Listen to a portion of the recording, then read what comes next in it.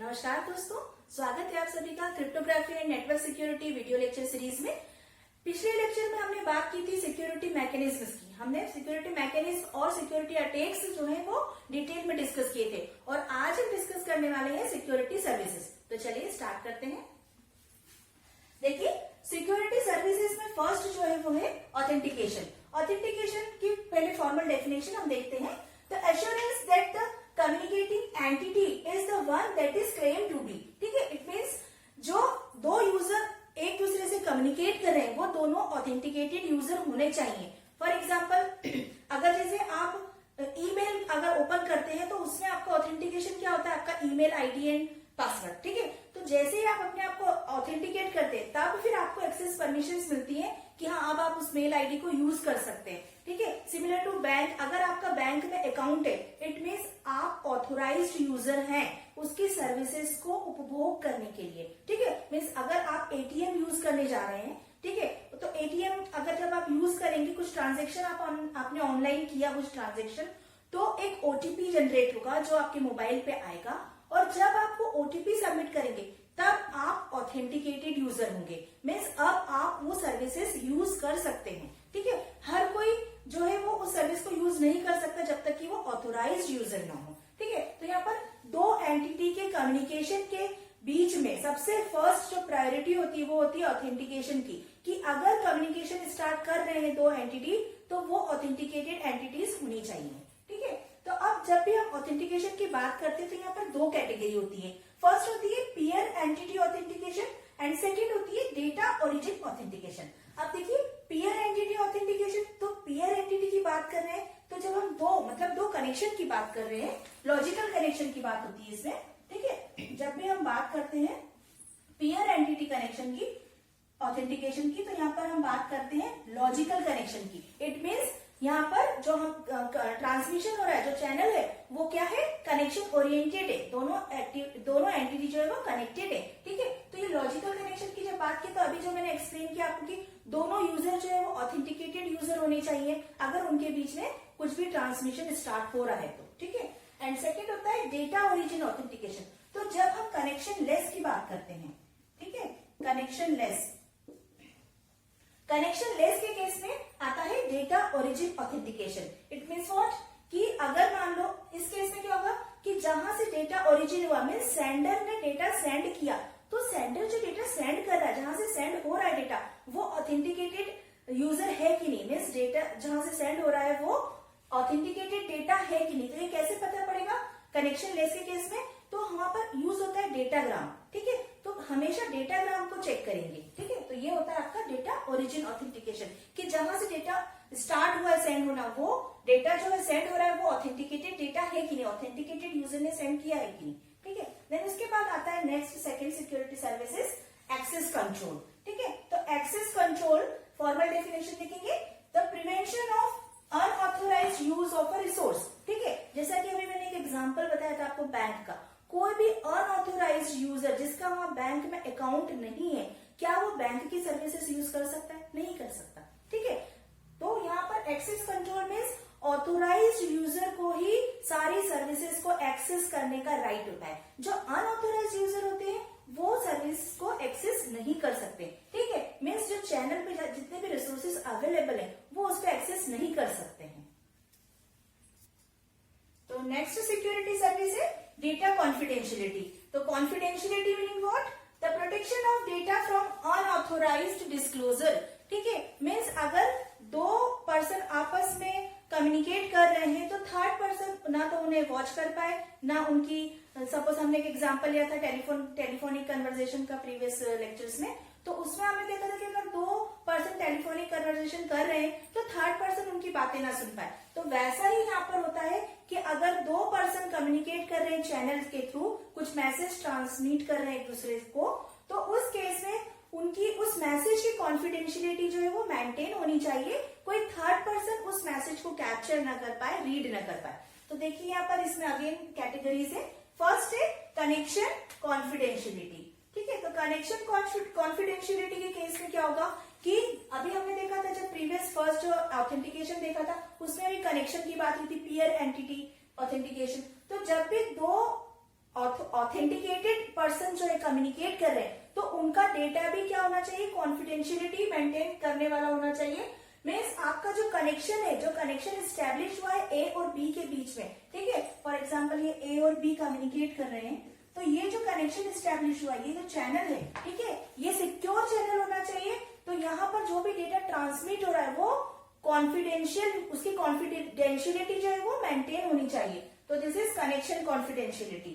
And connection less confidentiality means, यहाँ पर connection less बोल रहे हैं, इट मीन्स हम क्या बोल रहे हैं कि डेटा पैकेट्स कैसे जा रहे हैं, चैनल पे नहीं जा रहे हैं, वो किस फॉर्म में जा रहे हैं, डेटाग्राम के फॉर्म में जा रहे हैं, ठीक है। तो यहाँ पर डेटा ब्लॉक की कॉन्फिडेंशियलिटी बोलेंगे हम कि कनेक्शन लेस कॉन्फिडेंशियलिटी मीन्स जो भी डेटा ट्रांसफर हो रहा है उसमें कोई सिंगल डेटा ब्लॉक की कॉन्फिडेंशियलिटी, ठीक है। यहाँ पर पूरे जब हम कनेक्शन की बात करते हैं तो पूरे चैनल की कॉन्फिडेंशियलिटी आती है, ठीक है। और कनेक्शन लेस के केस में जो पैकेट ट्रांसमिट हुआ है केवल उस पैकेट की कॉन्फिडेंशियलिटी मीन्स हम उसको बोलेंगे डेटा ब्लॉक या datagram, IP datagram, okay. Then next है सिलेक्टिव फील्ड कॉन्फिडेंशियलिटी। अब सिलेक्टिव फील्ड कॉन्फिडेंशियलिटी हम यहाँ पर डिफाइन नहीं किया, तो ये दोनों टाइप की, connection and connection less both. तो सिलेक्टिव फील्ड कॉन्फिडेंशियलिटी में भी अगेन अगर हम कनेक्शन की बात करें, ठीक है, तो जो पूरा मैसेज है, सपोज ये आपका पूरा मैसेज है, तो सिलेक्टिव फील्ड इस मैसेज का कुछ पोर्शन, ठीक है, इस मैसेज का कुछ पोर्शन जो है वो चाह रहे हैं हम कि वो कॉन्फिडेंट रहे। तो इस सिलेक्टेड फील्ड, मैसेज की सिलेक्टेड फील्ड जो है वो कॉन्फिडेंशियल रहे। तो चैनल पे जब भी डेटा ट्रांसफर होगा तो केवल इस फील्ड को एनक्रिप्ट करके रखे, मीन्स इसको कोई ऑब्जर्व न कर पाए, ठीक है। और in case of connection less again हम बात करेंगे सिंगल डेटा ब्लॉक या डेटाग्राम, आईपी डेटाग्राम, तो एक पैकेट का जो है वो कॉन्फिडेंशियलिटी मेंटेन हो, ठीक है। In case of traffic flow confidentiality again हमने बात की थी जब अटैक्स की, तो जो पैसिव अटैक्स होते हैं उसमें होता है ट्रैफिक एनालिसिस। तो जब भी ट्रैफिक जब भी एनालाइज हो, ठीक है, तो उस केस में ट्रैफिक फ्लो कॉन्फिडेंशियलिटी मेंटेन हो। इट मीन्स व्हाट, कि हम पैसिव अटैक को प्रिवेंट कर पाए, ठीक है। मीन्स कोई भी जो अदर यूजर है, थर्ड पर्सन है, अपोनेंट है, वो चैनल को, ट्रैफिक को एनालाइज ना कर पाए, उसके फ्लो को ऑब्जर्व ना कर पाए और ये आइडेंटिफाई ना कर पाए कि क्या मैसेज, किस टाइप का मैसेज फॉरवर्ड हो रहा है। नेक्स्ट है डेटा इंटीग्रिटी। तो डेटा इंटीग्रिटी देखिए formal definition, the assurance that data received are exactly as sent by an authorized entity. It means अगर मैंने कुछ डेटा भेजा है तो वो डेटा उसी फॉर्म में रिसीवर के पास पहुंचे जैसा मैंने भेजा है, ठीक है। फॉर एग्जाम्पल जैसे हमने देखा था पैसिव अटैक में केवल ऑब्जर्वेशन होता है, बट एक्टिव अटैक में क्या होता है, डेटा का मॉडिफिकेशन, जो भी मैसेज ट्रांसफर हो रहा है उसे वो मॉडिफाई कर देता है या रीप्ले कर देता है, ठीक है। तो यहाँ पर डेटा इंटीग्रिटी मेंटेन करने का मतलब है कि अगर कोई अटैक हुआ भी है तो हम पहले हम टाइप्स देखते हैं। फर्स्ट है कनेक्शन लेस इंटीग्रिटी।